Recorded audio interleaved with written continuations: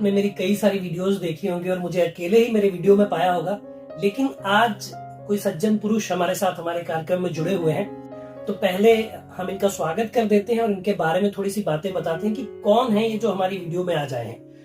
तो ये हैं श्रीमान पीयूष त्रिवेदी जी, जन सत्ता दल के युवा जिलाध्यक्ष, लखनऊ के जिलाध्यक्ष हैं ये।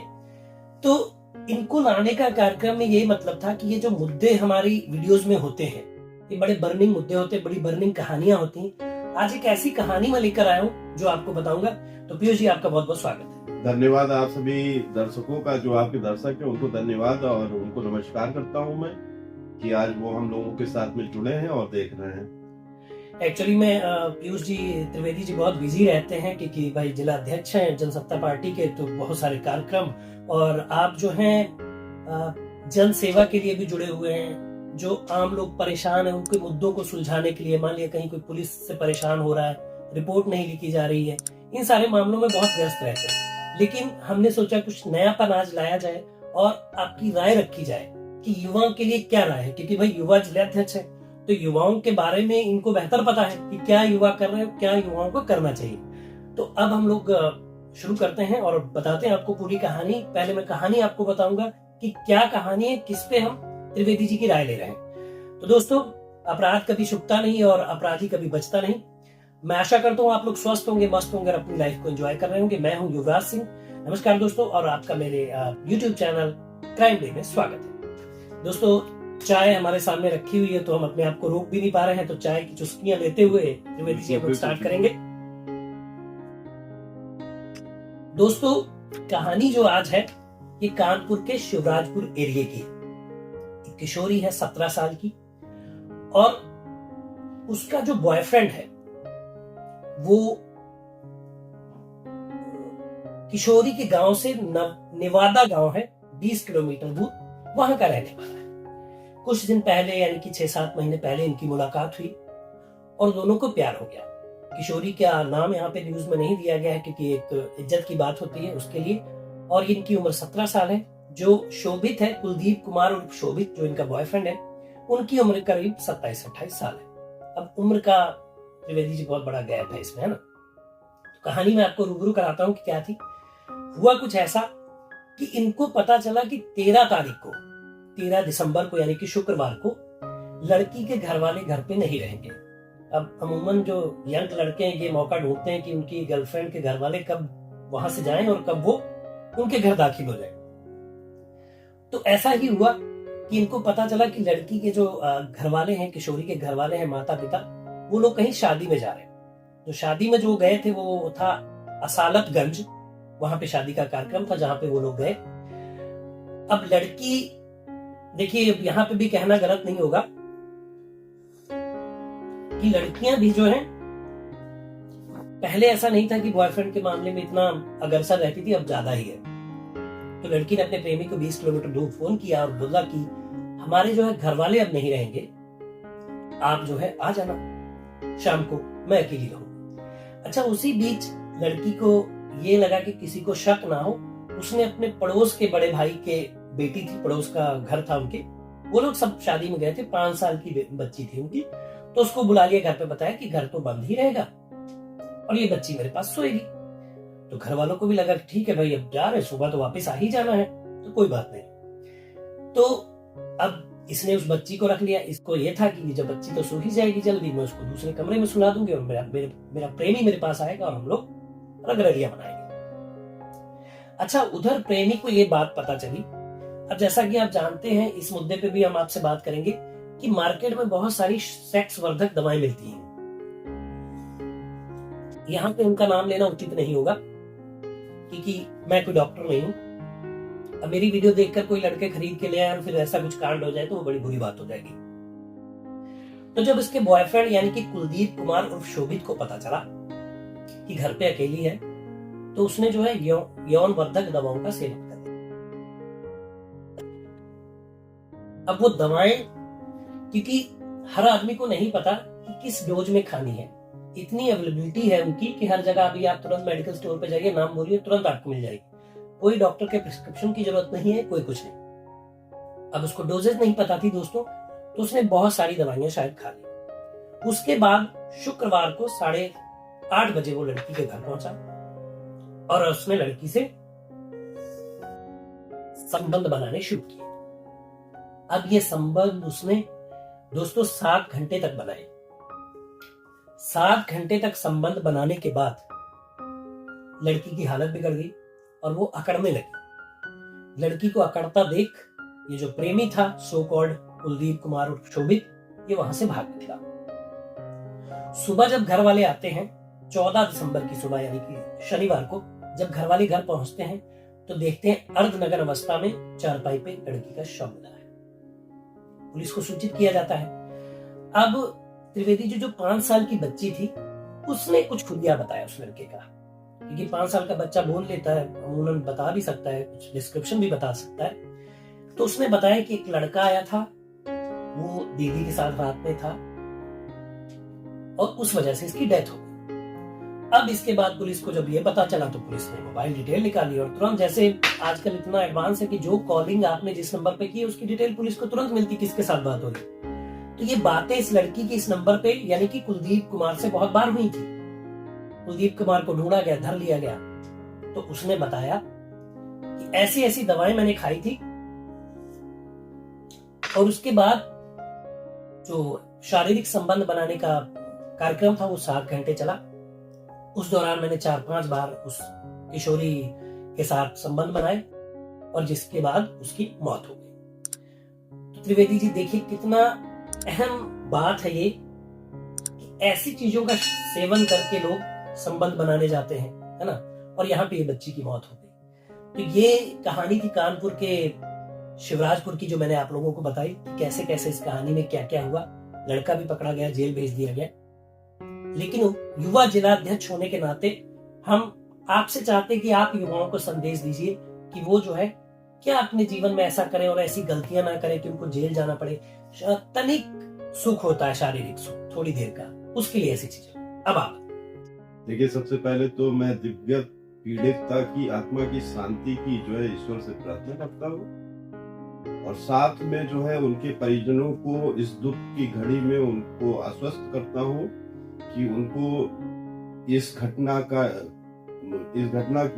जो हुई है, दुखद घटना है, उस पे न्याय मिले उनको। और समाज के लिए मेरा एक मैसेज रहेगा कि जिस तरह से हम लोग एक आधुनिक काल में चल रहे हैं, जिस तरह से आज के समय में हम लोगों को यूट्यूब, फेसबुक, इंस्टा ये सब चलाने की आदत हो चुकी है, जिस तरह से टीनेजर्स में इन चीजों का भ्रम फैल चुका है कि बच्चे बड़े बाद में होते हैं, मोबाइल और चीजें उनके हाथ में होती हैं, जिससे उनके जीवन में जो है इतना ओपनली सारी चीजें आ गई हैं, उनको सारी चीजें ये पता है। लाइव में पढ़ता हूँ जो युवा वर्ग की पीढ़ी है, चाहे वो लड़की हो चाहे वो लड़का हो, दोनों के रास्ते आज के समय में प्रगति के होने चाहिए, अपने करियर के होने चाहिए। और ये जब इस तरह के मामले, ये आज एक मामला आप लेके आए हैं, इस तरह की घटनाएं हमारे देश में अब आमूमन हो चुकी हैं, रोज की बात है। और रेप जैसी घटनाएं हैं या सहमति में बनाए हुए शारीरिक संबंधों में जो एक परिणाम आया, उसमें दुर्घटनाएं हुई, उस तरह के मामले हैं।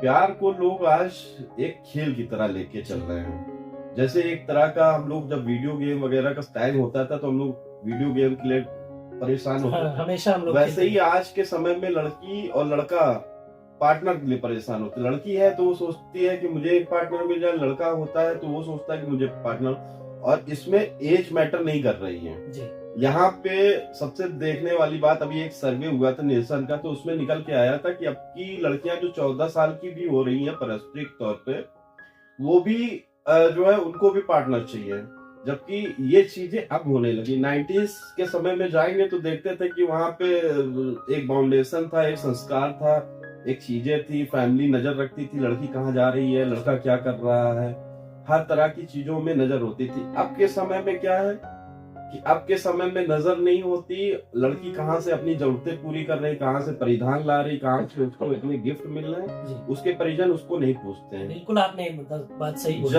जब कोई घटना अप्रत्यक्ष रूप से उसके सामने आती तब पता चलता है कि ऐसा कुछ हुआ है।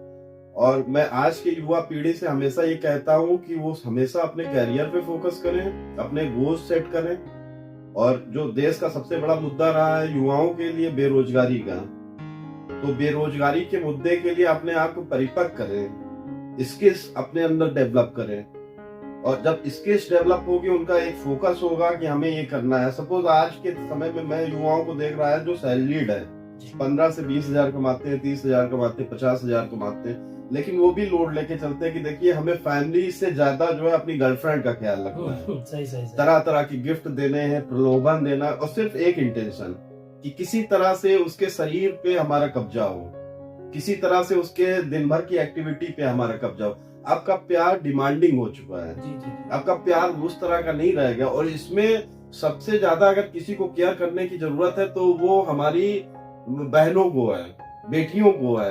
क्यों? क्योंकि आज के समय में ये जो जाल फैलाया जा रहा है, वो जाल कहीं ना कहीं जो है उनके जीवन को खिलवाड़ की तरह बना के छोड़ देता है।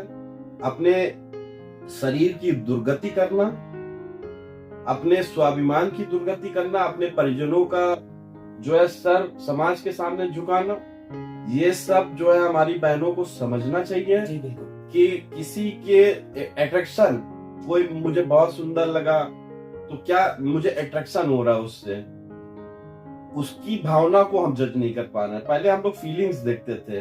जो प्रेम होता है, प्रेम का मतलब होता है सम्मान। प्रेम का जो अर्थ निकाला गया वो सम्मान है, और उस सम्मान को सम्मान की तरह से जब देता है तो वो प्रेम होता है। और उस प्रेम में जो है सम्मान के साथ में उन चीजों को निर्वहित किया जाता है और एक जीवन साथी के साथ में पूरी उम्र गुजारी जाती है। लेकिन अब के समय में क्या हो गया कि आज के समय में जो रिलेशनशिप में आते ही 2-4-6 महीने में अपना जो है जो भी उनका इंटेंशन होता है वो पूरा होता है, और उसके बाद में जो है फटाक से ब्रेकअप हो जाता है।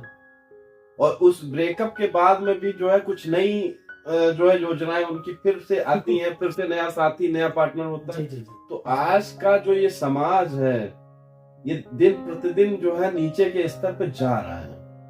और इसके लिए जो आपने ये शुरुआत की है अपने चैनल के माध्यम से, इसके लिए मैं आपको बहुत बधाइयां देता हूं, क्योंकि आप एक ऐसा काम कर रहे हैं जो लोगों के अंदर में अवेयरनेस ला रहा है। हमारे देश में अगर हम रह रहे हैं तो हमारी ये नैतिक जिम्मेदारी बनती है, ना कि सिर्फ अपने घर की, बल्कि आसपास पड़ोस समाज की भी, कि कहीं पे किसी लड़की के साथ में कुछ गलत ना हो। अरे ये देश रहा है, यहाँ पे कभी आपने सुना होगा रागिनी वाला कांड हुआ, कभी जो है दामिनी वाला कांड हुआ, बहुत सारे है ना, बहुत सारे ऐसी चीजें होती है। आज भी लड़कियां सेफ नहीं समझती, अपने आप को घर से बाहर नहीं निकलती हैं। और जो लड़कियां प्रेम में फंस रही उनके साथ में भी गलत हो रहा है। वो बहुत सारा आज के समय में सुविधाएं मैंने कहा आधुनिक हो चुकी हैं। लोग ऐप पे बैठे बैठे रूम बुक करते हैं, ना उनको किसी चीज की आईडी की औपचारिकता होती है, ना किसी तरह से कोई होटल का मैनेजमेंट उनसे पूछता है कि भाई आप तो स्टूडेंट लग रहे हैं, आपको रूम क्यों दिया जाए।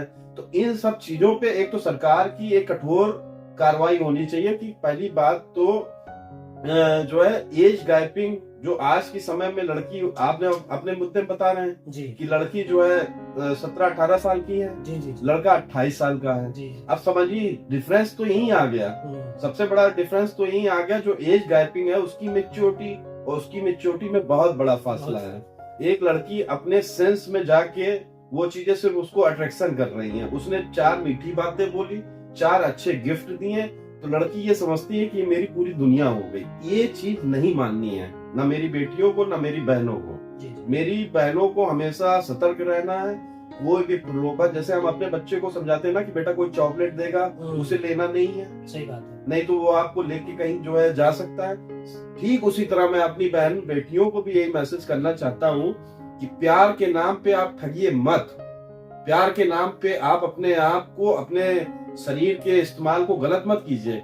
आपके समय में बहुत सुनहरा अवसर आपको मिलेगा भविष्य में। आप जब बड़ी होंगी, आपके माता पिता खुद ही आप पे ध्यान देंगे और आपकी विवाह जैसे संबंधों को पूरा करेंगे, जिसमें आप अपनी लाइफ को एक सही डायरेक्शन पे ले जाएंगे।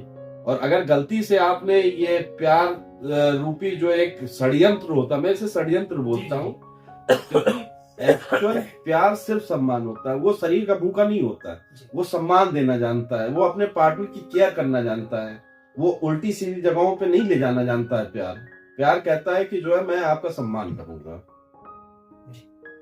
तो इस तरह की चीजों के साथ में जो है समाज को आगे बढ़ना है और हर तरह से जो है चीजों को बेहतर से बेहतर करने का प्रयास करना है। और युवा भाइयों से भी कहूंगा कि आप गलत नहीं हो, टोटल आप भी गलत नहीं हो, दोनों मिलके गलतियां करते हैं। वो और गलतियों को दोनों ना मिलके दोहराएं। देखिए किसी का परिवार उजड़ जाए, देखिए किसी बच्ची की किसी मौत के हो गई। साथ में जो है कुछ गलत हो और समाज के बीच में गलत मैसेज जाए, इन चीजों को रोकने के लिए हमें देखिए अपने आप को कंट्रोल करना पड़ेगा।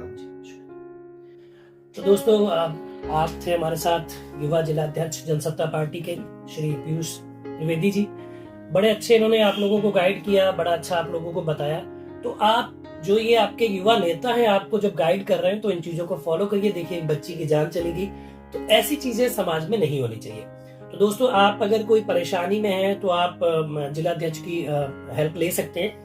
इनके मैं फेसबुक और इंस्टाग्राम पेजेस को मैं लिंक कर दूंगा डिस्क्रिप्शन में, आप वहां जाके इनको फॉलो कर सकते हैं और इनकी पार्टी से जुड़ भी सकते हैं। आपको अच्छा लगे तो आप आगे बढ़िए, आपके साथ है। कोई परेशानी आती तो वो आपके साथ खड़े हुए हमेशा। मैं तो इनको पहले से भी जानता हूँ, त्रिवेदी जी को। बड़ा अच्छा स्वभाव है, बड़े अच्छे इनके कार्यक्रम रहते हैं हर जगह। और जो भी मतलब सताए हुए लोग हैं कानून से या कहीं परेशानी में, तो उनकी हमेशा ही मदद के लिए तैयार रहते हैं। तो दोस्तों आपके इर्द गिर्द भी कोई ऐसा घटना घटी हुई तो नीचे व्हाट्सएप नंबर फ्लैश हो रहा है, उस पर आप मैसेज कर दीजिए। वीडियो के माध्यम से मैं आपको उस कहानी को रूबरू कराऊंगा आपसे। तो दोस्तों ये था वीडियो। बताइएगा वीडियो कैसा लगा, कमेंट करिए, शेयर करिए, चैनल को सब्सक्राइब करिए। एंड पीयूष जी आपका हमारे शो में आने के लिए बहुत बहुत थैंक यू।